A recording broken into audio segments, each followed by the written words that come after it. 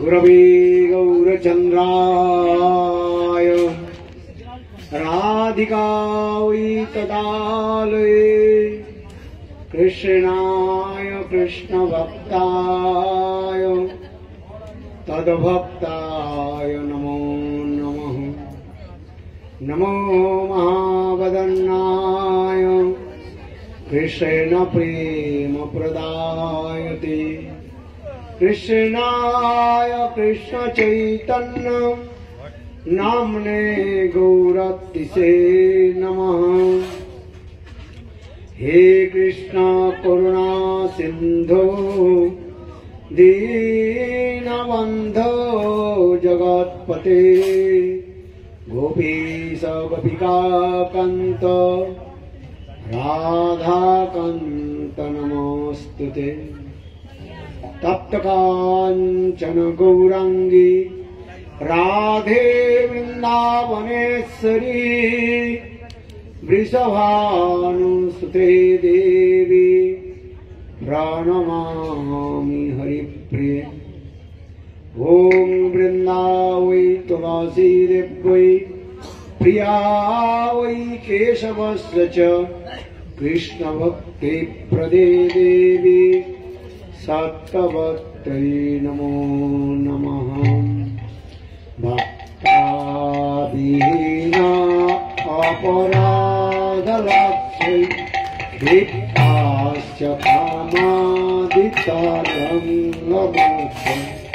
एतामयि त्वां शरणां प्रपन्ना वृन्दे नमस्ते चरणारविन्दम् वृन्दे नमस्ते चरणारविन्दम् वृन्दे नमस्ते चरणारविन्दम् वृन्दे नमस्ते चरणारविन्दम् वृन्दे नमस्ते चरणारविन्दम्। राधामि राधां वरवीन्द्रनेत्रां स्मरामि राधां मधुरस्मितसं वदामि राधां करुणाभराद्रां ततो मानस्ति गतिर्नताति। श्रीकृष्ण चैतन्य प्रभु नित्यानंद श्री अद्वैत गदाधर श्रीवासादि श्री गौरभक्तवृंद सकले बोलो हरे कृष्णा कृष्ण कृष्ण हरे हरे हरे राम राम राम हरे हरे। हरे कृष्णा कृष्ण कृष्ण हरे हरे हरे राम राम राम हरे हरे। सर्वप्रथम मदीय गुरुपाद पद्म नित्यलीला प्रविष्टम विष्णुपाद अष्टोत्तर सदस्य श्रीमद भक्ति वेदांत श्रील वामन गोस्वामी महाराज एवं नित्यलीला प्रविष्टम विष्णुपाद अष्टोत्तर सदस्य श्रीमद भक्ति वेदांत श्रील नारायण गोस्वामी महाराज अभय चरण कमले अनंत कोटि साष्टांग दंडवत ज्ञापन करी तत्पश्चात नित्यलीला प्रविष्टम विष्णुपाद अष्टोत्तर सदस्य श्रीमद भक्ति वेदांत स्वामी महाराज एवं मंचस्थ विराजमान समस्त सन्यासी वृंद एवं उपस्थित समस्त वैष्णवृंद गौरगत सज्जन वृंद हरि कथा पिपासु शत्रुवृंद एवं परम स्नेहशिला मातृवृंद सवार चरण कमले हमार यथायथ दंडवत प्रणाम स्वीकार। आज हमारा যে মহতি সভার মধ্যে উপস্থিত হয়েছে, এটা অত্যন্ত গুরুত্বপূর্ণ বিষয় রয়েছে। জীবের যখন সৌভাগ্য উদয় হয় তখন সেই জীব সাধু সঙ্গ করে, আর সেই সাধু সঙ্গে তখন তার হরিকথাতে রুচি হয়। হরিকথাতে যখন রুচি হবে তখন তার ভগবত ভক্তিতে তখন অধিকার জন্মায়। আমাদের তাই ভক্তিবিনোদ ঠাকুর বলেছেন, যতক্ষণ পর্যন্ত আমরা সাধু সঙ্গ না করি ততক্ষণ পর্যন্ত আমাদের ভক্তিতে বা সেবাতে রুচি হয় না। সংসারের লোক কর্মেতে ব্যস্ত থাকে। তাই সুখদেব গোস্বামী পাদ পরীক্ষিত মহারাজের নিকট বললেন একটা শ্লোক, কর্মণ্যপি আর্ভমানানাম দুঃখ হতই সুখায় চ পশ্চেৎ পাক বিপর্য মিথুন চারিণ নৃণাম। হে রাজন, শুনুন, পরীক্ষিত মহারাজকে তিনি সম্বোধন করলেন, হে রাজন আপনি শ্রবণ করুন। কর্মণ্যপি আর্ভমানানাম, এই সংসারের লোক দুঃখ নাশ করবার জন্য আর সুখ প্রাপ্তির জন্য দুইটি কার্য করে। কর্মণ্যপি দুঃখ হতই, দুঃখ কিভাবে বিনাশ হবে আর সুখ কিভাবে প্রাপ্তি হবে, এই জন্য বললেন কর্মণ্যপি আর্ভমানানাম দুঃখ হতই সুখায় চ পশ্চেৎ পাক বিপর্যয়। কিন্তু কর্মকে তো আশ্রয় করলো, কর্ম তো করে, কিন্তু আসেটা কি? যে দুঃখ বিনাশের জন্য এত কষ্ট পরিশ্রম করলো, কিন্তু তার বিপর্যয় মানে উল্টা ফল আসে। কি ফল আসে? না দুঃখ নষ্ট হয় না, পরন্তু আরো দুঃখের বোঝাটা চলে আসে। এই যে বলছেন কর্মণ্যপি আর্ভমানানাম দুঃখ হতেই সুখায় চ পশ্চেৎ পাক বিপর্য মিথুন চারিণ। সংসারের এইভাবে লোক দুঃখ কষ্ট ভোগ করছে। কেন? কর্মের যে কার্যগুলি হচ্ছে, কর্ম আমাদের দুঃখই দেয়, কর্ম কখনো সুখ দেয় না। সুখের জন্য আমরা কার্য করি সব, কিন্তু বিপরীত ফল আসে। এই জন্য বলছেন সুখেরও লাগিয়া এ ঘর বানিনু, তারপর কি বলছেন? অনলে পড়িয়া গেল। সুখের জন্য আমরা ঘর তৈরি করলাম, কিন্তু অনল মানে আগুনে সেটা। বিবাহ শাদী আমরা করি কিসের জন্য? কিসের জন্য বিবাহ করেছেন? বিবাহ করেছেন কিনা আপনারা? ভুলে গেছেন নাকি? বিবাহ আদি করেছেন কিসের জন্য? এই জন্য বলছেন সুখের জন্য। হ্যাঁ, পুত্র কন্যা হবে, হ্যাঁ, আমার যে ধন সম্পত্তি রয়েছে সেই ধন সম্পত্তির মালিক আমার পুত্র সন্তানগণ হবে, কিন্তু দেখা যায় উল্টা হয়ে যায় সেগুলো। এই যে বলছেন সুখেরও লাগিয়া এ ঘর বাঁধিনু অনলে পড়িয়া গেল। বাস্তবে এসব, কারণ আমি এই কথা বলতে চাইছি যে কর্ম যে যতগুলো রয়েছে, কর্ম আমাদের কখনো সুখ দিতে পারে না, কখনো কখনো সামান্য রূপে একটু সুখ প্রদান করে মাত্র। সেই সুখটাকে বলা হচ্ছে যথা কণ্ডুরসামিব। যেমন চর্মরোগ হলে চুলকানি হয় না, ছোট ছোট দানাগুলো হয়ে যায় একসঙ্গে, 8-10টা একসঙ্গে দানাগুলো হয়। এই গরমকাল আসছে, হ্যাঁ, এই ঘামাচি হয় না, কি বলেন, হ্যাঁ, ওই ঘামাচি হয়ে মতো মতো ছোট ছোট একসঙ্গে 8-10টা একসঙ্গে হয়ে যাবে।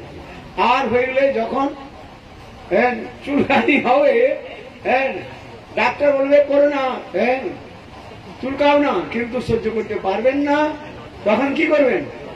এই নাখুন দিয়ে, নখ দিয়ে চুলকাবেন।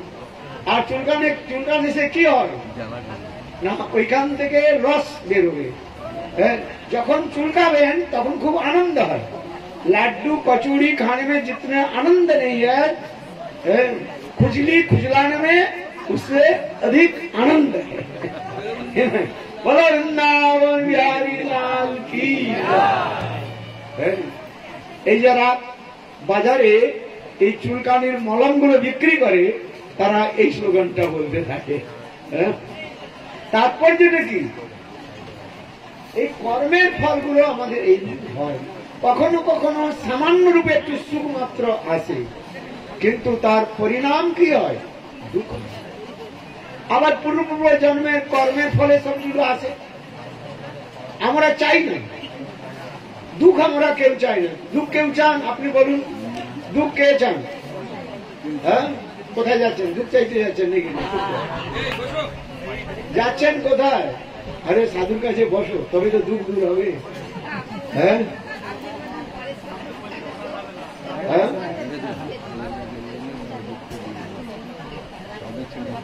দুঃখে এই জন্য বললেন কি না, দুঃখটা নাশ হবে কিসের? সৎসঙ্গে। সাধুর কাছে যতক্ষণ পর্যন্ত আপনারা বসে থাকবেন, যদি শ্রবণও না করেন, কেবল বসে থাকুন, তার একটা ফল রয়েছে। কেন? সাধু যে কথা বলেন তাকে বলা হয় শব্দ ব্রহ্ম। কি বলা হয়? Transcendental vibration. সাধুর মুখ থেকে যে শব্দগুলো বের হয় তাকে বলা হয়েছে ট্রান্সেন্ডেন্টাল ভাইব্রেশন, শব্দ ব্রহ্ম। আর সাধারণ মানুষ যে কথা বলে তাকে বলা হয় শব্দ সামান্য। শব্দ সামান্য আমরা যে কথাগুলো ব্যবহারিক যে কথাগুলো তাকে বলা হয় শব্দ সামান্য, সেগুলো আমাদের প্রদান করে। কিন্তু সাধুগণ যে কথাগুলো বলেন তাকে বলা হয়েছে শব্দ ব্রহ্ম, ট্রান্সেন্ডেন্টাল ভাইব্রেশন। চিন্ময় শক্তি, চিৎ শক্তি তার মধ্যে রয়েছে। এই যে ভগবানের নাম, রূপ, গুণ, লীলা কথা আপনারা শ্রবণ করলেন, মহারাজজি যে বললেন নাম চিন্তামণি কৃষ্ণ চৈতন্য রস বিগ্রহ পূর্ণ শুদ্ধ নিত্য মুক্ত অভিন্নত্বাৎ নাম নামিন। এই যে মহারাজ বললেন, সনাতন গোস্বামী পাদ সেই ব্রাহ্মণকে কি দিয়েছিলেন? কি দিলেন? হ্যাঁ, পরশ পাথর দিল। হাতে শুনে এই পরশ পাথর বলো। সনাতন গোস্বামী পাদ কি দিলেন? চিন্তা, নাম চিন্তা, নাম রূপী চিন্তামণিকে দিয়েছিলেন। সনাতন গোস্বামী তাকে পরশ পাথর দেয় নাই। সনাতন গোস্বামী পাদ বললেন যে ওই যাও, তুমি যে ধনের জন্য এসেছো ওইখানে একটা পরশ পাথর পড়িয়ে রয়েছে। কোথায়? ওই যে ডাস্টবিনের মধ্যে পড়েছে। সনাতন গোস্বামী পাদ দেয়নি, ভালো করে পড়বেন, ভক্তি রত্নাকরের মধ্যে বর্ণন রয়েছে। যখন ওই ব্রাহ্মণ বললেন আমাকে কিছু ধন দাও, শিব ঠাকুর আমাকে পাঠিয়েছে, শিবজির নাম শুনে সনাতন গোস্বামী পাদ খুব প্রসন্ন হলেন। কেন? শিবজির সঙ্গে সনাতন গোস্বামী পাদের অত্যন্ত মিত্রতা রয়েছে, বন্ধুত্ব রয়েছে। নাম শুনেই খুব প্রসন্ন।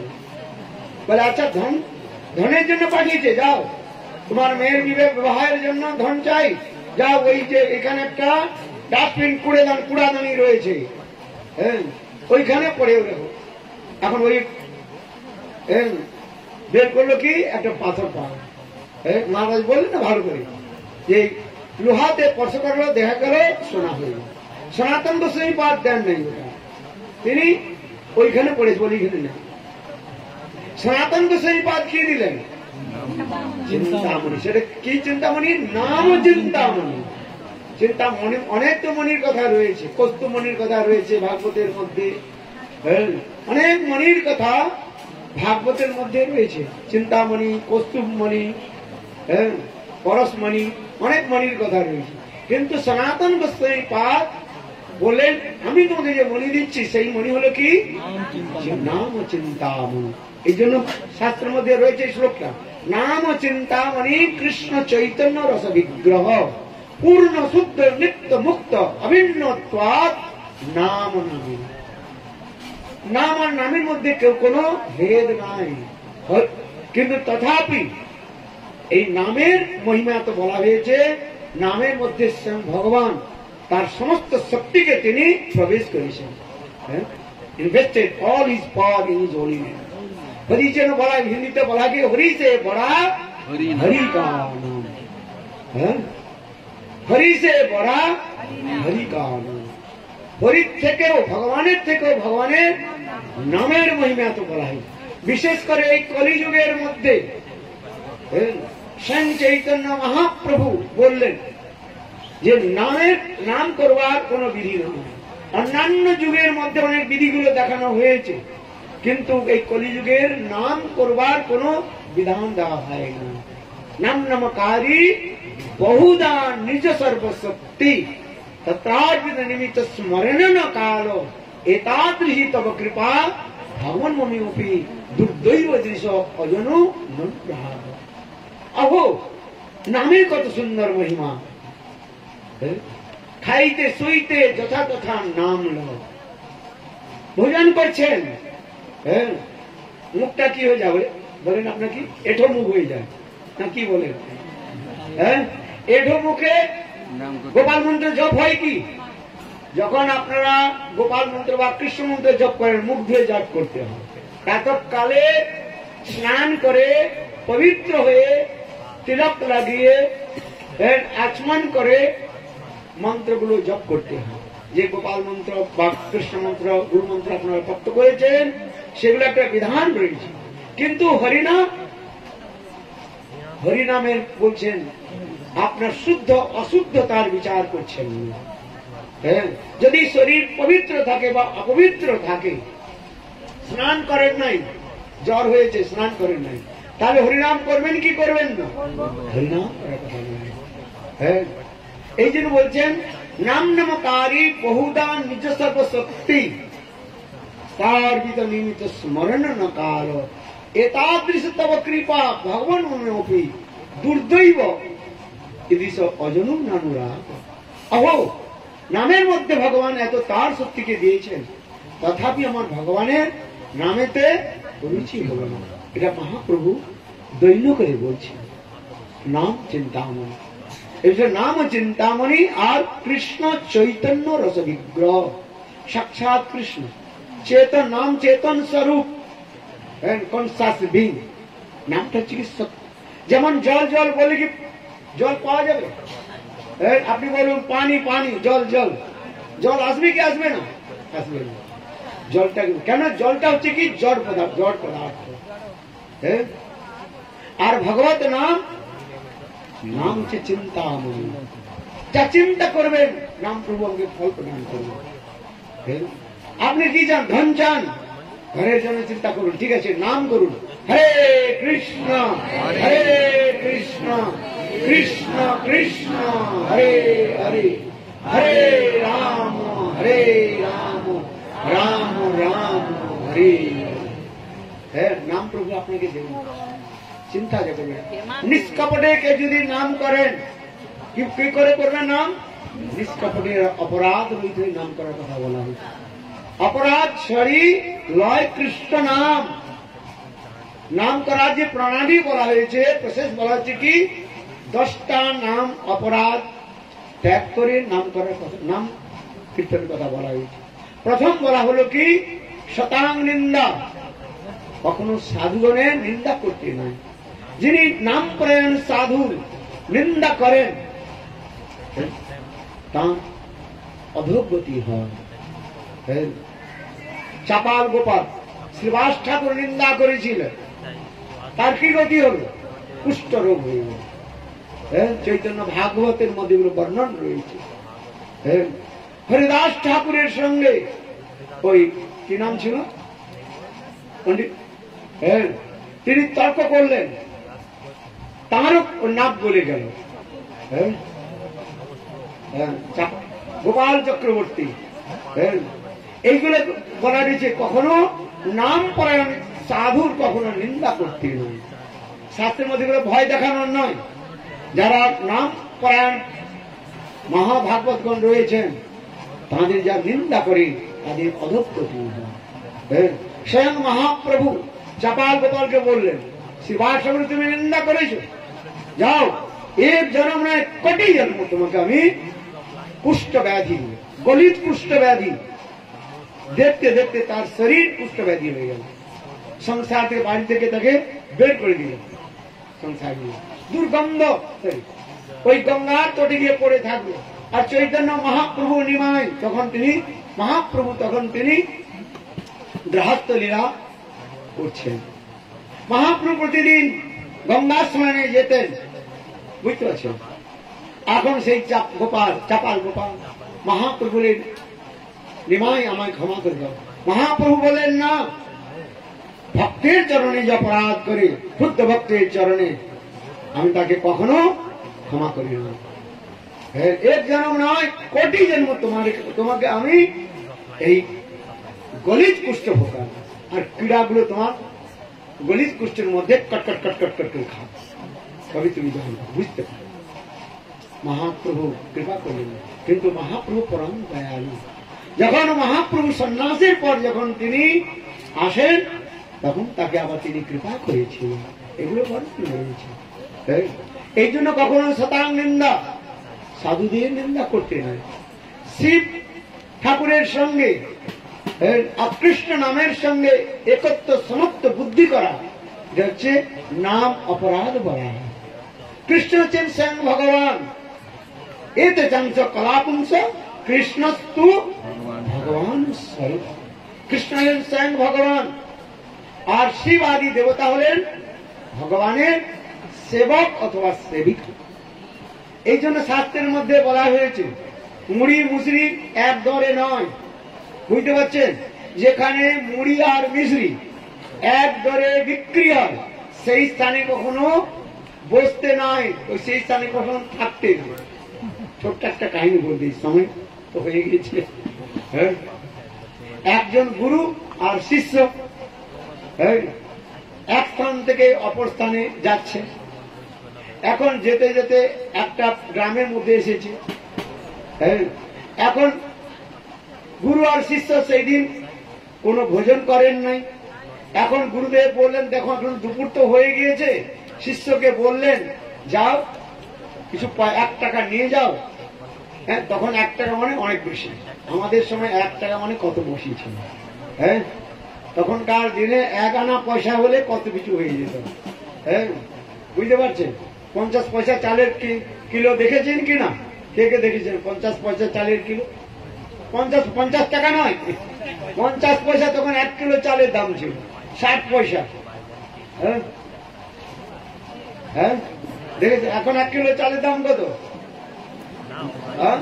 সাধারণ চাল 8 টাকা, 60 টাকা, 60।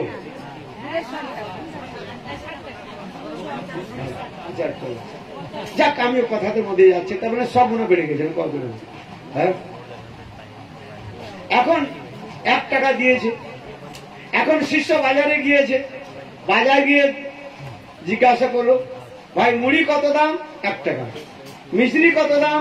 1 টাকা। হ্যাঁ, টাকায় সে রে ভাজা, টাকায় সে রে খাজা, অন্ধের নগরী চৌপট রাজা। এগুলো হিন্দিতে বলা হয়। টাকায় সে ভাজা আর টাকায় সে খাজা। খাজা বুঝেন তো? কি বলুন তো?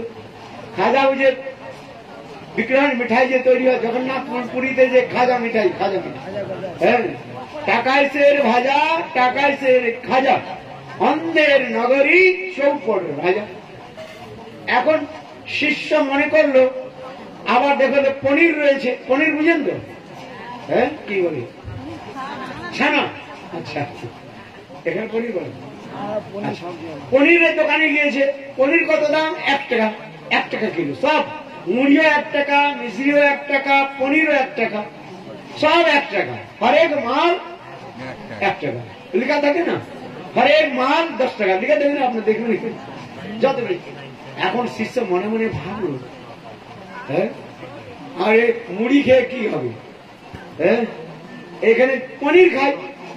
এখন কি করেছে, ওই 1 কিলো পনির কিনে নিয়ে এসেছে।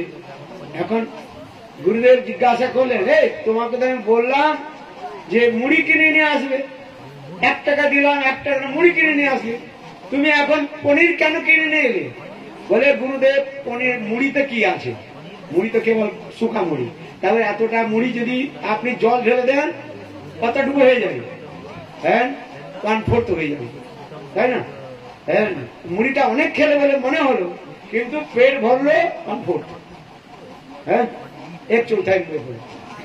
আরে এই জন্য ভাবলাম মুড়ি নিয়ে কি হবে, হ্যাঁ মুড়ি খেয়ে কিছু হয় না, বাংলার লোকে মুড়ি ভালোবাসে, ঠিক আছে মুড়ি খেয়ে কি হবে, এই জন্য মনে মনে চিন্তা করলাম এই পনির নিয়ে এক কিলো পনির নিয়েছি।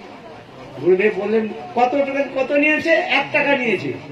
বলে গুরুদেব ওখানে বাজারে দোকানে 1 টাকায় মুড়ি পাওয়া যায়, আর 1 টাকায় মিশ্রিও পাওয়া যায়, 1 টাকায় পনির পাওয়া যায়। পনির কত করে কিলো বাবা এখানে?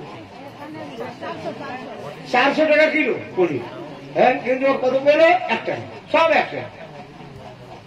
এখন গুরুদেব বললেন কি, শিষ্য শোনো, হ্যাঁ এই স্থান থেকে চলে যায়। কেন না, যেখানে সব এক বরাবর সমান সেই স্থানে থাকতে নেই। হ্যাঁ, বিপদ হবে, মরণাপন্ন হয়ে যাবে, মৃত্যু সংকট হতে পারে। শিষ্য মনে মনে চিন্তা করলো, সকলে তো গুরুদেবকে দক্ষিণা দেয়, গুরুদেবকে হ্যাঁ সবকিছু দেয়, আমি শিষ্যদেব আমাকে কে গিয়া দেবে? যাক বলে মনে মনে চিন্তা করলো, গুরুদেব আপনি যান, আমি এইখানে থাকি। কি বললে? গুরুদেব আপনি যান। হ্যাঁ, আজকালে শিষ্য গুরুকে উপদেশ দেয়, হ্যাঁ গুরু শিষ্যকে উপদেশ দিলেও হবে না। হ্যাঁ, কলিকালে যদি গুরু যদি শিষ্যকে উপদেশ দেন তাহলে শিষ্য আর টিকবে না, থাকবে না। বলে এই গুরুটা ভালো নয়। যে গুরু হ্যাঁ আমাকে ভালো ভালো খাবার দেন, ঘড়ি ভালো করে দিতে দেয়, আর আজকের ট্যাবলেট না কি বলে ওই যে হ্যাঁ কম্পিউটার, হ্যাঁ আইফোন না জীবন কি বলে আমার তো নেই, হ্যাঁ হ্যাঁ এই গুরুটা ভালো। আর যে গুরু খালি বলে এই এসব বৈরাগ এসব ছাড়ো, হ্যাঁ ওই গুরুটা ভালো না, ওটা সদ্গুরু না। ওই যেই গুরুটা আমার ভবের ইন্ধন জোগায় সেই গুরু হচ্ছে সদ্গুরু। এখন কি বলছেন গুরুদেব বলে, দেখো বেটা তুমি তো যেতে চাচ্ছ না, আমি চলে যাচ্ছি এখানে, কিন্তু তোমার জীবনে কোনো যদি সংকট আসে, বিপদ আসে, আমাকে স্মরণ করবে, আমি নিশ্চয়ই তোমাকে রক্ষা করব। গুরুদেব চলে গেলেন। এখন শিষ্য কি করলেন জানেন? ওইখানে খুব ভালো করে পনির খেতে শুরু করলেন। হ্যাঁ, প্রথমে কি নাম ছিল? শিষ্যের নাম ছিল বৈষ্ণব দাস। কি নাম ছিল? বৈষ্ণব দাস। এখন নাম সকলে এখন বলে কি নাম? পনির দাস। নাম ছিল আগে বৈষ্ণব দাস, আর এখন হয়েছে পনির দাস। হ্যাঁ, এত পনির খেয়েছে, মোটা সোটা হয়ে গেছে না, খুব মোটা হয়ে গেছে। এখন একদিন হয়েছে কি, সেই দেশে রাজকোষে একজন চোর ঢুকেছে। এখন চোর কি করেছে, ওই রাজকোষ থেকে পয়সা নিয়ে পালিয়ে যাচ্ছে। এমন সময় চৌকিদার উঠে পড়েছে, পুলিশ উঠে গেছে, একটু ছিল। এখন চোরটা এদিক ওদিক হয়ে কোথায় চলে গেছে, আর পুলিশ তাকে ধরতে পারেনি। এখন পুলিশ রাজাকে এসে খবর দিল, মহারাজ আপনার রাজকোষে একজন চোর এসেছিল, সেই চোর কিছু পয়সা চুরি করে নিয়ে চলে গেছে। রাজা তখন বললে, আচ্ছা বলো সেই চোরটা কি রূপ ছিল, তার রূপ বর্ণন করো। বললে, এখন পুলিশ বলল যে মহারাজ ওই চোরটা ছিল খুব মোটা, হ্যাঁ মোটা চোর ছিল, হ্যাঁ শরীরটা খুব দীর্ঘকাল আর মোটা। রাজা তখন কি বলে, দেখো আমার এই রাজ্যের মধ্যে সব থেকে মোটা ব্যক্তি কে আছে? এখন ঘুরতে ঘুরতে পুলিশ কি করলো, ওই পনির দাসের কাছে এসেছে। পনির দাসকে ধরেছে, চল চুরি করেছিস? বলে নেই, আমি তো সাধু বৈষ্ণব। হ্যাঁ চল, কাল রাত রাত্রে তুমি এখানে চুরি করেছিলে, দিনের বেলা হরিনাম করো আর রাত্রিবেলা চুরি করো। বলে না না আমি চুরি করি। রাজার কাছে নিয়ে গেছি। রাজা, কালকে তুমি চুরি করেছিলে? বলে না না মহারাজ আমি তো চুরি করি, আমি তো বৈষ্ণব। বৈষ্ণব বৈষ্ণব বৈষ্ণব বৈষ্ণব করছি। আমার পুলিশ বলেছে যে সবচেয়ে মোটা ব্যক্তি তুমি, আর তুমি এসেছিলে। এখন কি করে কামতে আরম্ভ করেছি। এখন পনির দাস কি করছে, কাঁদছে। রাজা বলে, যা কিছু কেন, তোমাকে আমি ফাঁসি শুলেতে চড়াবো। কি চড়াবো? শুলেতে চড়াবো। হ্যাঁ, রাজা আদেশ দিলেন। এখন তো কেন্দ্রে উপস্থিত বলে, যা কিছু কাল তোমার অন্তিম ইচ্ছা বলো। এখন অন্তিম ইচ্ছা বলে আমার গুরুদেবের সঙ্গে একটু দেখা করিয়ে দিই। বলে তোমার গুরুদেব কোথায়? এখন রাজার লোক পাঠালো, ওর গুরুদেব কোথায় নিকটবর্তী কোনো গ্রামে ছিলেন। যেগুলো আপনার এইরকম শিষ্য বৈষ্ণব দাস, তার এখন মৃত্যুর সংকট অবস্থা হয়েছে। এখন গুরুদেব এলেন, গুরুদেব এসে শিষ্যকে বললেন, প্রথমেই তো শিষ্যকে চেনা যায় না, প্রথমে কি ছিল? বিলকুল রোগা ছিল, আর এখন শিষ্য মোটা হয়ে গেছে। তুই এত মোটা কি করে এলি? এ গুরুদেব, এই পনির খেয়ে খেয়ে মোটা হয়ে গেছি, আর আমাকে এইখানে লোকেরা সকালে কি বলে ডাকে? পনির দাস। গুরুদেব বললেন, আমি তো বলছিলাম না তোমাকে, যেখানে সবকিছু মুড়ি মিশ্রি এক দর, টাকায় সের ভাজা, টাকায় সের খাজা, অন্ধের নগরী চৌপটে রাজা। এখানে থাকতে নাই। তুমি তো আমার কথা শুনলে না। গুরুদেব যা কিছু হয়েছে হয়েছে, এখন তো প্রাণটা বাঁচান। গুরু তখন শিষ্যকে ধরে কানের মধ্যে একটা মন্ত্র কিছু একটা বললেন। এখন শুলের যখন সময় হয়েছে, এখন শিষ্যদেব ওই পনির দাসকে শুলে চড়াবে। এখন গুরুদেব গিয়ে বলছেন, মহারাজ আমি শুলে চড়তে চাই, আমার শিষ্য। বলে কেন? মহারাজ একটা কারণ আছে, আমি শুলে বসতে চাই। আর শিষ্য তখন বলছেন, নেই মহারাজ আমি শুলে চড়তে চাই।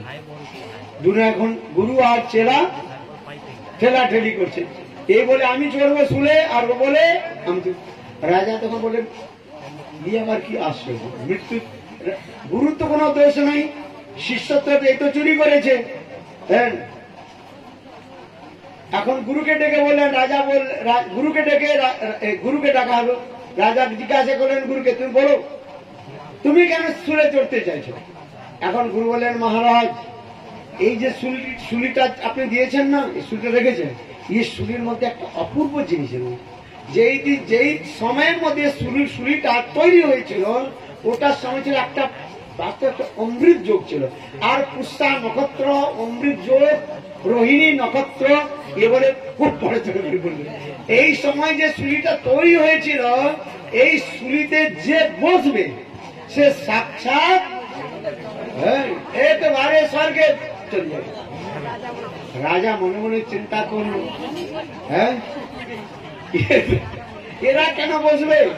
আমি সাক্ষাৎ স্বর্গে চলে যাই। বলে রাজা কি বললেন, এই পনির দাস আর এই গুরু দুইটাকে ধাক্কা দিয়ে আমার দেশ থেকে বের করে দাও, আর আমাকে এই শুলির মধ্যে বসিয়ে দাও। তখন রাজার করলেন, ওই শুলির মধ্যে রাজাকে বসিয়ে দিল। আর শুলির বসার সঙ্গে রাজা এইটি হচ্ছে শাস্ত্রের মধ্যে এগুলো দেখানো হয়েছে। যারা মনে করে সব সমান, সব দেব দেবী আর কৃষ্ণ সব বরাবর এক, এগুলো হচ্ছে অপরাধ। এই জন্য শাস্ত্রের মধ্যে বলা রয়েছে, এতে চংসা কলাপুংস কৃষ্ণস্তু স্বয়ং ভগবান। ভগবান না, কি বলা হয়েছে ওখানে? স্বয়ং ভগবান। এতে চংস কলাপুংস কৃষ্ণস্তু ভগবান স্বয়ং ভগবান। স্বয়ং ভগবান ভগবান তো আছে, কিন্তু আবার কৃষ্ণকে কি বলা হয়েছে? স্বয়ং ভগবান। এই জন্য শিব আদি দেবতাদের সঙ্গে কৃষ্ণের সঙ্গে এক মানবেন না, এক জায়গায় বসাতে নাই। সব বরাবর। লোকে বলে না তুলসী পাতা, ধোয়া তুলসী পাতা, তুলসী পাতা ছোট বড় বিচার হয় নাকি? ভোগের তুলসী পাতা, একটা ছোট তুলসী পাতা দিলেও যা, একটা বড় তুলসী পাতা। কিন্তু দেব দেবতাদের সঙ্গে ভগবানের সঙ্গে তুলনা হয় না। লোকে জানে না, উল্টা সিধা বলে দেয়। আর এই উদাহরণ দিয়ে দেয়, বলে সব তুলসী পাতা সব বরাবর, সব বৈষ্ণব এক না। এই যে বলছে, যে যেমন বৈষ্ণব চিনিয়া লইয়া যাবে আদর করিবে তবে। যে যেমন বৈষ্ণব, যার অধিকার যেরূপ, সেই বৈষ্ণবকে সেইভাবে তাকে আদর করতে হবে। না হলে অপরাধ হয়ে যাবে। এগুলো শাস্ত্রের মধ্যে বলা রয়েছে। এই জন্য বৈষ্ণবের 3 প্রকার বৈষ্ণবের কথা প্রথমে বলা হলো, উত্তম অধিকারী বৈষ্ণব, মধ্যম অধিকারী বৈষ্ণব আর কনিষ্ঠ অধিকারী বৈষ্ণব। এগুলো ভাগবতের মধ্যে, শ্রীমদ্ ভাগবতের মধ্যে বলা রয়েছে। আবার কনিষ্ঠ বৈষ্ণব 3 প্রকার রয়েছে, কনিষ্ঠ কনিষ্ঠ, কনিষ্ঠ মধ্যম আর কনিষ্ঠ উত্তম। আবার মধ্যম ভাগবত যিনি রয়েছে, বৈষ্ণব রয়েছেন, তারাও 3 প্রকার, মধ্যম কনিষ্ঠ, মধ্যম মধ্যম আর মধ্যম উত্তম। আবার উত্তম ভাগবত যিনি রয়েছেন, তারাও 3 প্রকার, উত্তম উত্তম ভাগবত, উত্তম মধ্যম ভাগবত আর উত্তম কনিষ্ঠ। এইগুলো আমাদের বিচার করে দেখিয়েছেন সুন্দর। আবার বিশ্বনাথ চক্রবর্তী আরো বলেছেন, বৈষ্ণব যারা রয়েছেন, ভগবানের যারা পার্শ্বদ, ভগবত পার্শ্বদ, নিত্য পার্শ্বদ যারা রয়েছেন, ভগবত পার্শ্বদ দেহ প্রাপ্ত যারা ভগবানের নিত্য পার্শ্বদ গণ রয়েছেন, যেমন নারদ ঋষি ভগবানের পার্শ্বদ বলা হয়। আবার বলেছেন কি, নির্ধূত কষায়, যার হৃদয়ের মধ্যে কোন প্রকার কষায়, সংসারে কোন প্রকার আসক্তি নাই, তাকে বলা হয়েছে নির্ধূত কষায় বৈষ্ণব বা ভাগবত বলা হয়। তিনি কে হলেন? সুখদেব গোস্বামী, ছবি পুরানো দেওয়া হয়েছে। আবার মূর্ছিত কষায় ভাগবত রয়েছে, এগুলো শাস্ত্রের মধ্যে রয়েছে। মূর্ছিত কষায়, যেমন নারদ ঋষি যখন তিনি দাসীপুত্র হয়ে যখন জন্মগ্রহণ করেন, তখন তার হৃদয়ের মধ্যে একটা সাত্বিক বাসের ভাবনা ছিল। এই জন্য বিশ্বনাথ চক্রবর্তী পাদ বললেন, এই যে নারদ ঋষি যখন দাসীপুত্র হয়ে জন্মগ্রহণ করেন, যখন তিনি ওই ভগবত দর্শন যখন তিনি লালসান্বিত হয়েছিলেন, তখন ভগবান তাকে এক ক্ষণকালের জন্য তাকে দর্শন দিয়েছিলেন। তখন সেই ভগবানের দর্শন করে নারদ ঋষি মূর্ছিত হয়ে পড়ে যান। আবার যখন তার মূর্ছা যখন ভঙ্গ হল, তখন নারদ ঋষি ভগবানের কাছে প্রার্থনা করলেন, হে প্রভু, আপনার সেই রূপ আমাকে দর্শন করান। তখন আকাশবাণী হল, ট্রান্সেন্ডেন্টাল সাউন্ড হল, বলে নারদ, আর তুমি আমার দর্শন পাবে না। যখন তুমি এই তোমার এই পাঞ্চভৌতিক শরীর পরিত্যাগ করে, যখন তুমি তোমার শুদ্ধ চিন্ময় শরীর প্রাপ্ত করে আমার এই নিত্য ধামে আসবে, তখন তুমি আমার দর্শন করতে পারবে। তখন নারদ ঋষি সেই সময় থেকে মনে মনে চিন্তা করলেন যে বনস্তু সাত্বিকো বাস, আমি একমাত্র বনে মানে নির্জন স্থানে আমি ভজন করব। এই যে একাকী নির্জন স্থানে ভজনের যে লালসা, এটা সাত্বিক ভাবের মধ্যে আসে। এই জন্য এখানে এই যে সাত্বিক ভাবে যে ইচ্ছা, এটাকে বলা হয়েছে মূর্ছিত কষায় বলা হয়। মূর্ছিত কষায় বলা হয়। এই জন্য নারদ ঋষি, এই জন্য ওই সময় নারদ ঋষি যে কথা বলা হয়েছে, তাকে বলা হয়েছে যে কনিষ্ঠ, উত্তম হয়েও তিনি কনিষ্ঠের কথা সেখানে বলা হয়েছে। এই জন্য আবার ভাগবতের বিভিন্ন ক্যাটাগরি গুলো শাস্ত্রের মধ্যে বলা হয়েছে।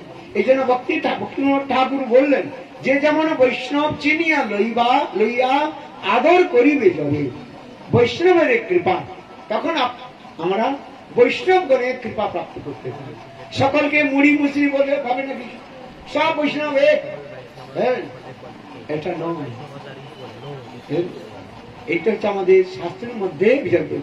রূপ গোস্বামীপাদ, আবার রূপ গোস্বামীপাদ উপদেশামৃত গ্রন্থের মধ্যেও বললেন, যে যেমন বৈষ্ণব তার প্রতি আমাদের সেইভাবে আদর করতে হবে। এইগুলো শাস্ত্রের মধ্যে বলা হয়েছে। এই জন্য শিবাদি দেবতাদের সঙ্গে ভগবান শ্রীর সঙ্গে, ভগবানের সঙ্গে সমস্ত বুদ্ধি করতে নাই।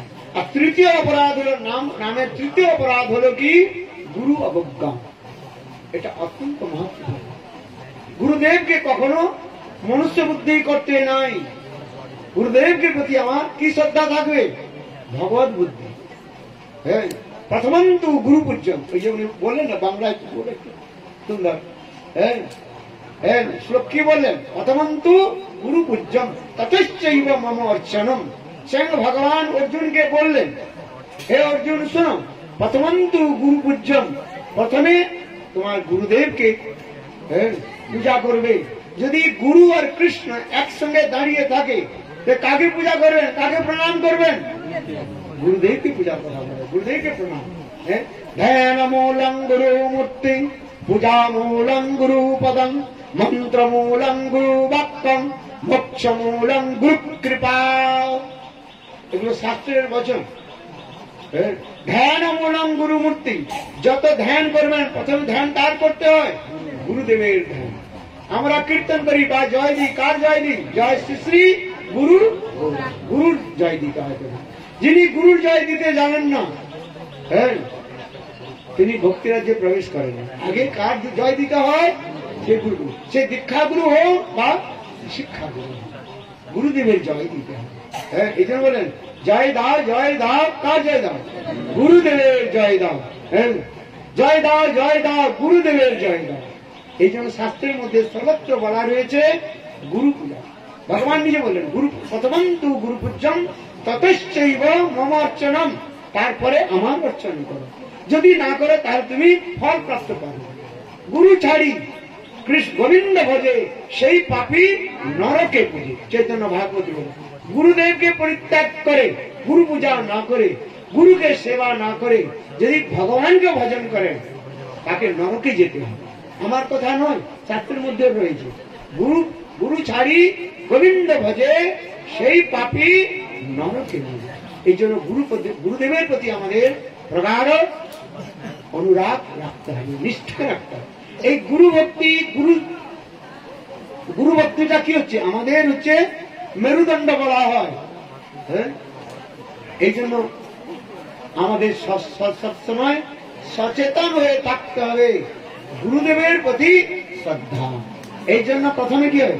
সংসার দাবানব নিরলোক প্রাণায় কারুণ্য ঘন ঘনয় তৎকল গুণার্ণবস্ত বন্দে গুরু শ্রী চরণারবিন্দ বিগ্রহার ঘন নিত্যনাম সিংহারতন মন্দির ঘনাদি শুদ্ধ ভক্ত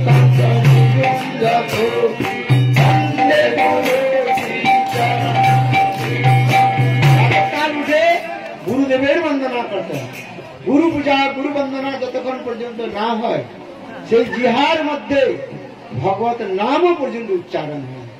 হ্যাঁ, এই জন্য শাস্ত্রের মধ্যে রয়েছে প্রথমে আমাদের গুরুদেবের বন্দনা করতে হবে। হ্যাঁ, আপনি যার কাছ থেকে মন্ত্র দীক্ষা গ্রহণ করেছেন সেই মন্ত্র গুরুর চরণ বন্দনা করতে হবে। হ্যাঁ, এইগুলো শাস্ত্রের মধ্যে উপদেশ দেওয়া হয়েছে, সুন্দর সুন্দর কথা বলা হয়েছে। আরো যে হ্যাঁ শাস্তি যে অপরাধের কথা রয়েছে, সময় হ্যাঁ পরবর্তী সময় এই এই অপরাধের কথাগুলো আমাদের জানতে হবে। এইগুলো নাম অপরাধ যতক্ষণ পর্যন্ত আমরা না জানতে পারি ততক্ষণ পর্যন্ত বাস্তব রূপে আমাদের হরিনাম জিয়ার মধ্যে উচ্চারণ হয়। হ্যাঁ, এই জন্য আমাদের নাম অপরাধের বিচার করে হরিনাম করতে হয়। হ্যাঁ, নাম তো দিয়ে দেয়, সকলে তো নাম জপ করে। হ্যাঁ, কিন্তু নাম জপ করার জন্য প্রণালী বলা হয়েছে। হ্যাঁ, আমার গুরুদেব একটা বাংলা কথা বলতেন, মালা জপে সালা, কর জপে ভাই। হ্যাঁ, আর এটা কি একটা বলতেন বলেছে, হ্যাঁ, মালা জপে সালা, কর জপে ভাই। হ্যাঁ, আছেন কেউ? ব্রাহ্মণ গোষ্ঠী মহারাজ কেউ আছেন এখানে? হ্যাঁ, আমার গুরুদেব এই পূর্ব বাংলার এইসব কথাগুলো রয়েছে। হ্যাঁ, মালা জপে সালা, কর জপে ভাই। তারপরে একটা কি একটা বলি আর হ্যাঁ, বলে মালা জপলে হবে না, ওদের কাছি টানা হয়ে গেল। হ্যাঁ, মালা জপ নাম জপে প্রণালী যেন বললেন যে অপরাধ ছাড়ে, অপরাধ ছেড়ে নাম, অপরাধ ছেড়ে হরিনাম করতে হয়। হ্যাঁ, তখন নাম প্রভু আমাদের সবকিছু প্রদান করবেন।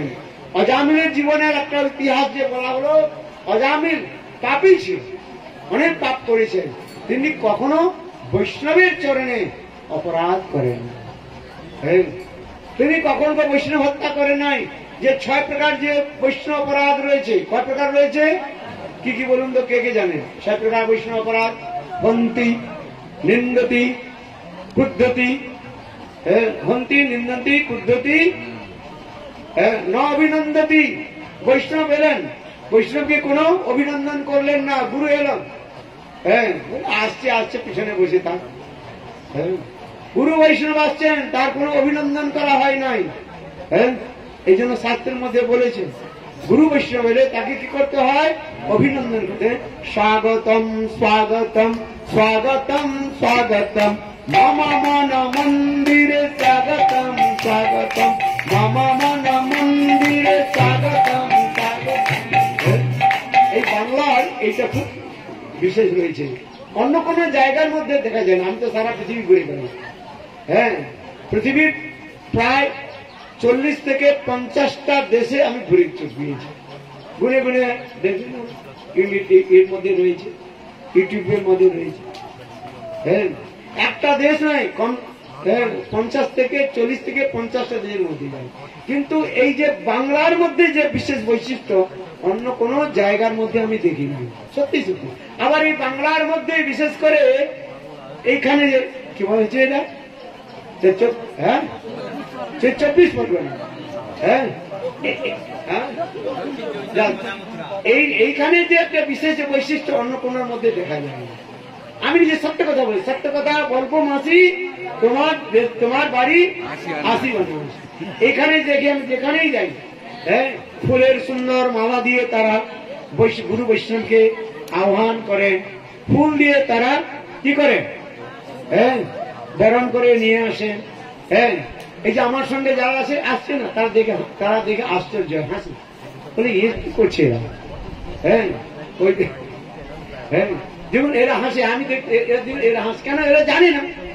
এইখানে দেখুন, যখন আপনারা ফুল নিয়ে বা মাল্য কীর্তন করে মায়েরা যখন উলু বাজাচ্ছেন, উলু দিচ্ছেন, শঙ্করধ্বনি করছেন, বিদেশে কেউ শঙ্করধ্বনি তো করেই নেই। হ্যাঁ, করে কেউ? যারা বৈষ্ণব রয়েছেন, অনেকদিন রয়েছেন, একটু করে আমাদের কেউ করে না, উলুধ্বনি তো করেই নাই। হ্যাঁ, আবার ভারতবর্ষ, আবার বাংলা ছেড়ে হ্যাঁ নন বেঙ্গলি তো আরো উলুধ্বনি তো করতে পারি না। হ্যাঁ, করে, সত্যি সত্যি বলি। বাঙালি মেয়েরা যেখানে থাকবে তারা অবশ্যই কি করবে, আরে জোরে বলুন।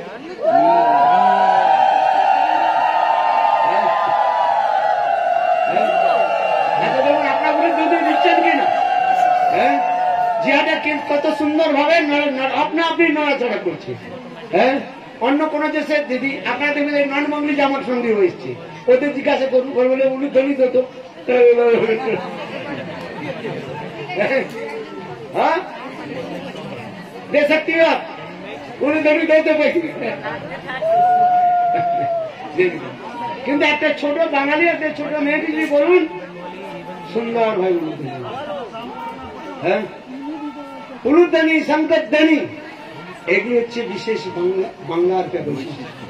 আর একটা জিনিস আমি এখানে অনুভব করে দেখলাম, এখানে কি করে বিশাল একটা শাড়ি পেতে দেয় বা ধুতি পেতে দেয়, হ্যাঁ, তাদের মধ্যে ফুলের বিছানা দিয়ে করে দেয়, হ্যাঁ, বৈষ্ণবকে তার উপর আছে। এগুলো ভাগবতের মধ্যে বর্ণন রয়েছে। হ্যাঁ, যখন কৃষ্ণ যখন বৃন্দাবনে যখন প্রবেশ করেন, বনরতা তরব ব্যঞ্জন্তি পুষ্প ফলাড্ডা, শ্রীমদ ভাগবত প্রমাণ দিচ্ছেন। হ্যাঁ, যখন কৃষ্ণ বৃন্দাবনে যখন প্রবেশ করেন, গোচারণ করতে করতে কৃষ্ণ যখন বৃন্দাবনে যখন প্রবেশ করছেন, তখন ওই বৃক্ষগুলো, গাছগুলো, হ্যাঁ, তার সুন্দর সুন্দর ফুলের পঙ্খুড়িগুলো, হ্যাঁ, পঙ্খুড়িকে কি বলি, পাপড়ি, সেই সুন্দর ফুলের পাপড়িগুলো দিয়ে এইভাবে আপনারা যে তৈরি করছেন না, ওইভাবে সুন্দর করে তারা চারিদিকে তৈরি করে। কেন? তারা বিচার করেন যে কৃষ্ণের চরণ কত কোমল, হ্যাঁ, কৃষ্ণ কি করে হাঁটি এর মধ্যে চলে যাবে। এই জন্য ভাগবতের মধ্যে এই শ্লোকটা বললেন, বনলতা তরব ব্যঞ্জন্তি পুষ্প ফলাড্ডা, আড্ডা শব্দ এখানে সংস্কৃতে বলেছেন। সেই বৃক্ষগুলি কৃষ্ণের চরণে, হ্যাঁ, এই ফুলের পাপড়ি গুলোকে দিয়ে তার সুন্দর ব্রিজ তৈরি করে, যেমন মনে হয় যেন রং বেরঙের একটা কম্বল পাতা রয়েছে। হ্যাঁ, বৃন্দাবনে এইগুলো সুন্দর বন রয়েছে। আমাদের বিশ্বনাথ চক্রবর্তী পাদ এই শ্লোকের এত সুন্দর টিকায় বর্ণন করে দিয়েছেন। হ্যাঁ, তাও নয়, আবার কৃষ্ণ যখন যান তখন কখনো কখনো কৃষ্ণ, হ্যাঁ, কৃষ্ণ কি করেন, সখাগমন, তাকে উঠিয়ে নেন। হ্যাঁ, এখানে যখন উঠিয়ে নেন, আপনার ইউটিউবে দেখেন না, এখানে বাঙালিগর কি করে, আবার আরে ছাড়ে ছাড়ে আমাকে, ও কি করে উঠিয়ে নিয়ে চলে যায়। ওখানে ভাগবতের মধ্যে বর্ণনা আছে, যখন কৃষ্ণ যখন বৃন্দাবনে প্রবেশ করেন তখন সখাগণ কি করে, যে কৃষ্ণের চরণে কোনো কাঁটা বা পাথর না লেগে যায় তার জন্য সখাগণ কৃষ্ণকে ও সেখানে উঠিয়ে দিল। এইগুলো এখানে দেখলে এগুলো উদ্দীপন যাবে, অন্য কোনো দেশের মধ্যে হয় না। হ্যাঁ, কিন্তু এইখানে দেখে এগুলো আমার হৃদয় খুব আনন্দিত। হ্যাঁ, সেই বৃন্দাবনের যে লীলা কথা আমাদের সুখদেব গোস্বামী পাদ যে বর্ণন করেছেন, বিশ্বনাথ চক্রবর্তী যে বর্ণন করেছেন তা সত্য। আবার ভক্তিময় ঠাকুর কীর্তনের মধ্যে বলেছেন, হ্যাঁ, মম মন মন্দিরে রহ নিশিদিন কৃষ্ণ মুরারি কৃষ্ণ মুরারি, মম মন মন্দিরে রহ নিশিদিন কৃষ্ণ মুরারি কৃষ্ণ মুরারি। হে কৃষ্ণ, হে মুরারি, আমার মন রূপী মন্দিরে তুমি সদা সর্বদা বিরাজমান। আরতি হবে তোমার কিসে, প্রেম প্রদীপে। এত সুন্দর কীর্তন রয়েছে ভক্তিময় ঠাকুর। সময়ের ভাব জন্য সবকিছু বলা সম্ভব না, এই জন্য একটু দিক নির্দেশন করছি মাত্র, বিহঙ্গম দৃষ্টি মাত্র করছি। এত সুন্দর এখানে কথাগুলো রয়েছে, বাস্তব বৃন্দাবনের উদ্দীপনা এই আমাদের এখানেই দেখা যায়, অন্য কোন দেশের মধ্যে হয় না। সত্যি সত্যি কথা বলছি আপনাদের কাছে, নিষ্কপট আমার কি রয়েছে। বেশি কথা বলে আপনাদের একটু ফুলিয়ে দিলে একটু পয়সা দিবেন এবারে বলছি না, বা ওদের নিন্দা করলে ওরা কম পয়সা দেবে তা বলছি, তাই না, সত্য কথাটাই আমি সব বলে থাকি। অন্য কোন দেশের মধ্যে থাকে না। এখানে দেখুন কত সুন্দর আনন্দ। আমি বলি ওইখানে যে বাংলার প্রচার, বাংলার প্রচারে চলুন। এই জন্য আমার কথা শুনে এই যে ব্রাজিল থেকে কত ভক্ত এসছে, দেখেন গুনে দেখুন, আমার সঙ্গে প্রায় কতজন বসে 40-50 জন এসছে। আমি ওদের ভাড়াটা দেইনি, আমি ওদের মানে অনেকে আছে না, বলে আমার সঙ্গে চলো। যেমন যারা ওই রাজনেতা করে, যেখানে ভিড় করবার জন্য ওই কি দেয়, চলো চলো আমার ওইখানে জড়ো হয়ে যাও সব। তা যেখানে ভোট দিবে সে পরে দেখা যাবে, তাই না? ভোট যেখানে দিবে এখন লোক একঠা করতে হবে। লোক এমনি যাবে নাকি, বলে যাও তোমার কত টাকা দিনে একটা কত টাকা, আচ্ছা ওই টাকাটা তোমাকে আমি দিচ্ছ। এখন 3টা মিটিং হয়, একটা হচ্ছে এই পার্টির মিটিং হচ্ছে, একটা ওই পার্টির মিটিং হচ্ছে। আমি সত্যি কথা আমি দেখছি, একজনকে জিজ্ঞাসা করলাম, কারণ তোমাকে দেখলাম তো ওই পার্টিতে তুমি ছিলে। হ্যাঁ, বলে সকালে এক পার্টিতে যোগদান করলাম, আর দুপুরে এক পার্টিতে যোগদান করলাম, আর বিকেলে আর পার্টিতে যোগদান করলাম, 3টে পার্টি যোগ করলাম। বলে আমার কি নাম আছে, গরিব লোক যেখানে পয়সা দেয় সেখানে চলিয়ে। হ্যাঁ, আচ্ছা এগুলো সত্য কি সত্য নয়। হ্যাঁ, কিন্তু আমি এদের পয়সা দিয়ে নিয়ে আসি নাই, এরা নিজের পয়সায় আসে। হ্যাঁ, নিজেদের টিকিট করেছে, নিজেদের পয়সা করেছে, নিজেদের থাকছে খাচ্ছে, এই পয়সা আমার দেওয়ার কোনো নেই। আচ্ছা এতগুলো ছুটে আসছি কেন, আমি আপনাদের এইখানে কথাগুলো বর্ণন করি যে বাংলার প্রচারে চলো, দেখবে যে বাঙালি লোক তাদের কিভাবে তাদের সেবা বৃত্তি, কিভাবে তারা গুরু বৈষ্ণবের সেবা করেন। হ্যাঁ, তাহলে তোমরা বুঝতে পারবে। হ্যাঁ, যতক্ষণ পর্যন্ত আমি না দিই, কেবল শাস্ত্র পড়ে লোককে বোঝানো যায় না, যতক্ষণ পর্যন্ত প্র্যাকটিক্যাল না হয়। হ্যাঁ, একটা হচ্ছে থিওরিটিক্যাল আর একটা হচ্ছে প্র্যাকটিক্যাল। থিওরিটিক্যালটা লোকের কাছে বলা হয়, কিন্তু প্র্যাকটিক্যালটা দেখতে হয়। এই বাংলার যে একটা এই যে এখানে একটা লোকের যে একটা স্বাভাবিক রূপে যে একটা আরতি, হ্যাঁ, দরিদ্র ব্যক্তি তার খাওয়ার কিছু পয়সা নেই, তবু কত তারা কষ্ট করে একটা পয়সা জব্দ করে। ওই 3 দিন আগে একজনের এখানে ছিল, তিনি ভিক্ষা করেন। হ্যাঁ, ভিক্ষা করে, হ্যাঁ, বলে আমি 4-5টা বড় বড় উৎসব করি। হ্যাঁ, কি করে কেউ ভিক্ষা করে, হ্যাঁ, 800-900 একটা উৎসবে 800-900 ব্যক্তি ভোজন করে। হ্যাঁ, প্রত্যেকটা উৎসব করে, কিছু করে না। আচ্ছা অন্য কোন জায়গায় হয় আপনি বলুন। হ্যাঁ, এইগুলো হচ্ছে বাংলার একটা বিশেষ বৈশিষ্ট্য, ভক্তের একটা যে বিশেষ আরতি ভগবানের।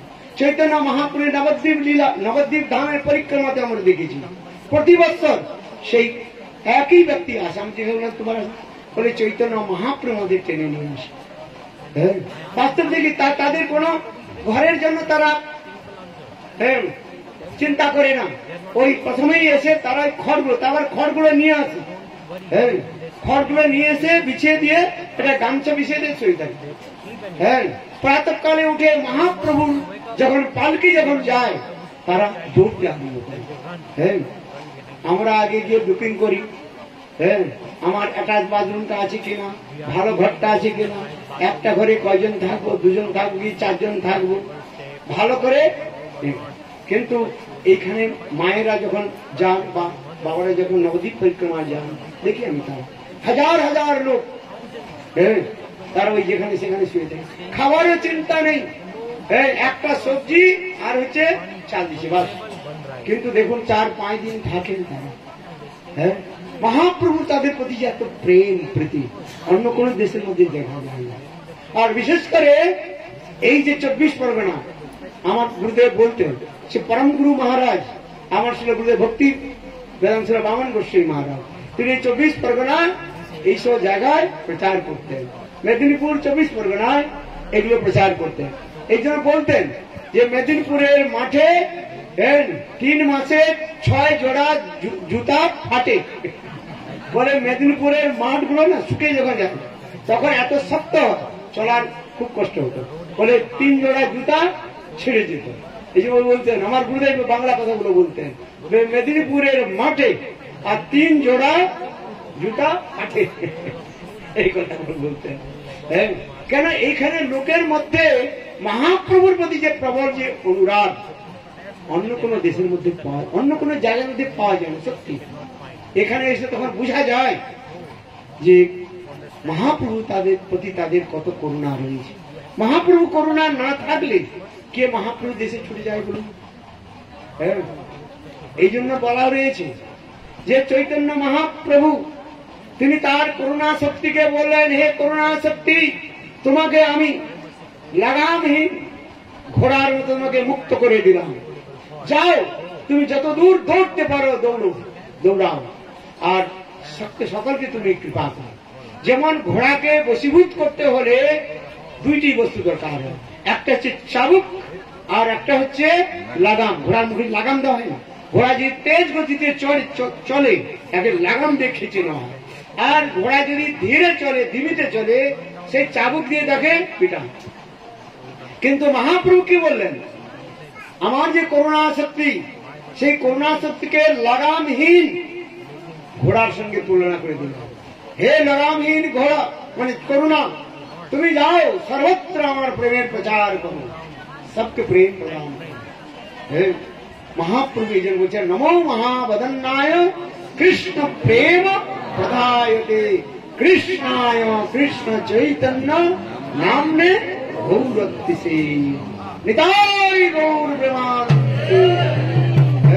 এই জন্য মহাপ্রভুর কৃপা আর মহাপ্রভু পরিগণের কৃপা আপনারা সত্যি সত্যি প্রাপ্ত করেছেন। আপনাদের আর সময় না নিয়ে, তিনি বলছেন যে 1টা বেজে গেছে, আর আবার 4টার সময় ওখানে বসতে হবে।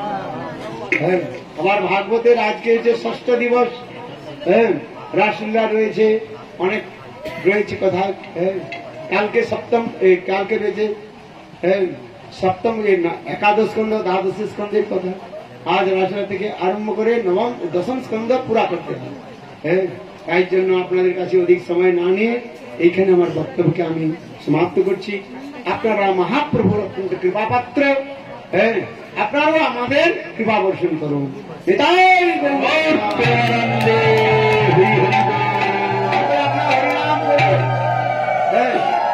তারা হরিনাম নাম নাই, তারা হরিনাম করুন। হরিনামের দ্বারা একমাত্র জীবের কল্যাণ হবে, আর কোন দ্বারা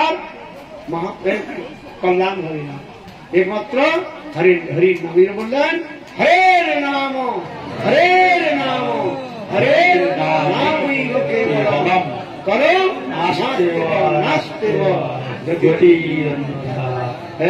সকলে হরিনাম করবেন। এই নাম জপমালার মধ্যে করতে হয়। কেউ বলে আমি তো মুখে করি, মনে করি। আমি তখন বলি মনে মনে যখন করেন মনে মনে একটু ভোজন করে নি। এতগুলো রান্না করা হয়েছে, তাহলে রান্নাটা বেঁচে যায়। বুঝতে পারছেন, মনে মনে খেয়ে নি।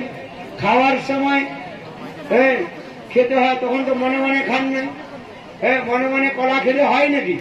হ্যাঁ কলাটা খেতে হবে কি হবে? ঠিক তদ্রুপ এই সকল গাঁজা করি কথা বললে হবে না। কি করতে হবে? নাম করতে হবে। নাম কিসে করতে হবে? এই হাতে মালাতে করতে হবে। শাস্ত্রের মধ্যে বলা রয়েছে নাম জপের প্রণালী। হ্যাঁ যারা মাছ মাংস খান ঠিক আছে, তারা ওই নিম কাঠের মালাতে করুন, একটা অভ্যাস তো করুন। হ্যাঁ অভ্যাস তো করুন, হাত রাখতে কিছু এইভাবে করুন, নাম করুন। দেখুন এই নাম প্রভুর কৃপাতে তখন আপনা আপনাই আপনার মাছ মাংস মদিরা আপনা আপনিই ছেড়ে যাবে। আপনি ছাড়তে চেষ্টা করলে ছাড়তে পারবেন না, হাজার চেষ্টা করুন, কিন্তু এই নাম করতে করতে নাম প্রভুর কৃপাতে হ্যাঁ আপনা আপনাই এই অখাদ্য কুখাদ্যগুলো আপনার খেতে ইচ্ছা হবে না। হ্যাঁ নাহলে এমন কোন রোগ হবে ডাক্তার বলবে তুমি মাছ মাংস খাবে না। বলো নিতাই গৌর প্রেমান। বুঝতে পারছেন? এই জন্য সকলে কি করবেন? হরিনাম করুন। যারা হরিনাম করেন নাই তাদের কাছে আমি প্রার্থনা করছি, বসুন, উঠবেন না, বসুন। নিতাই গৌর প্রেমান। যে সমস্ত ভক্তরা হরিনাম দীক্ষা নিতে ইচ্ছুক ছিল মহারাজ আছেন, এখান থেকে হরিনাম দীক্ষা নিতে পারেন। আর এখন কীর্তন হবে, বসুন। ওদিকে প্রসাদ চলছে, ওটা হয়ে গেলে তারপরে আপনারা যাবেন। এখন একটু কীর্তন শ্রবণ করুন। হরে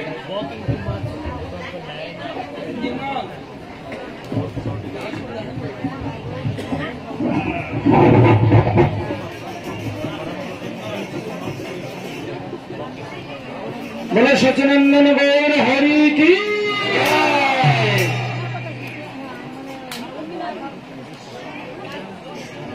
পথরাত যাহাবিকে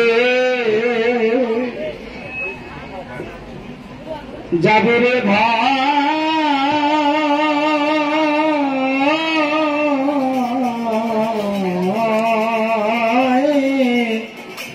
ভব সিন্ধু পার রাখি যাবিকে যাবে রে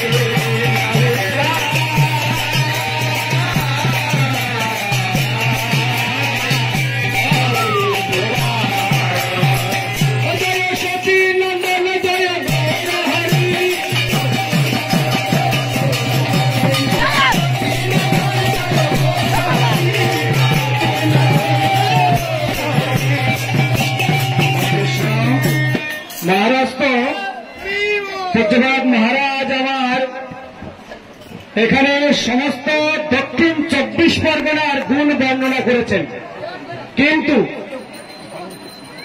যদি 99টা যদি অপরাধ থাকে আর একজনের যদি একটা গুণ থাকে, সে গুণের বর্ণনা করতে হয়, তো মহারাজ সবাইকে গুণের বর্ণনা করেছেন, কিন্তু আপনারা তো নাচতে জানেন না। এইটা কে বলবেন বলেন তো দেখি? সচিনন্দন গৌর হরির নামে একদম বাহু তুলে নৃত্য করেন সবাই, বলে সচিনন্দন জয়।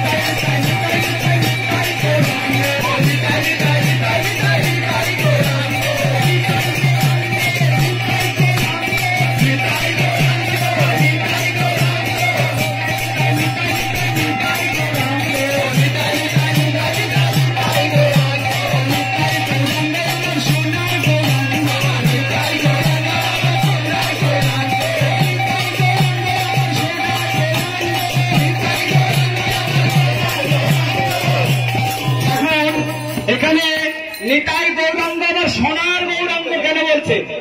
সোনার গৌরাঙ্গ দেখুন, সোনার বাংলা, তাই না?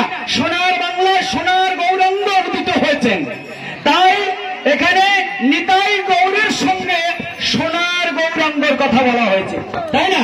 তো বলুন সবাই দু হাত তুলে, নিতাই গৌরাঙ্গ আমার সোনার গৌরাঙ্গ, নিতাই গৌরাঙ্গ আমার সোনার গৌরাঙ্গ, নিতাই গৌরাঙ্গ আমার সোনার গৌরাঙ্গ, নিতাই গৌরাঙ্গ আমার সোনার গৌরাঙ্গ, সোনার গৌরাঙ্গ আমার নিতাই গৌরাঙ্গ, সোনার গৌরাঙ্গ আমার নিতাই গৌরাঙ্গ, চলেতে যায় রে, চলেতে যায় রে, চলেতে যায় রে, চলেতে যায় রে, আর সোনার লোকের দিয়ে চলেতে যায় রে, সোনার চলেতে যায় রে, চলেতে যায় রে, নাচাইয়া যায় রে, নাচাইয়া যায় রে, চলেতে যায় রে, চলেতে যায় রে, নাচাইয়া যায় রে, নাচাইয়া যায় রে।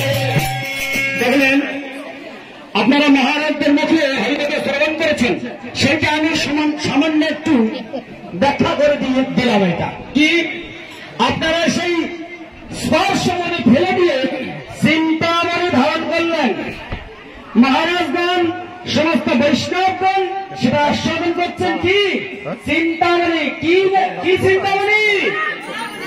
শ্রী নাম চিন্তামণি। এই সেই নাম চিন্তামণি আমরা হরিনাম করছি আর আপনাদেরকে হরিনাম করাচ্ছি, তাই না? বলেন তাই নিতাই গৌরাঙ্গ, তাহলে নেচে নেচে যায় আর নাচাইয়া যায়, তাই না? আর নেচে নেচে যায় গো।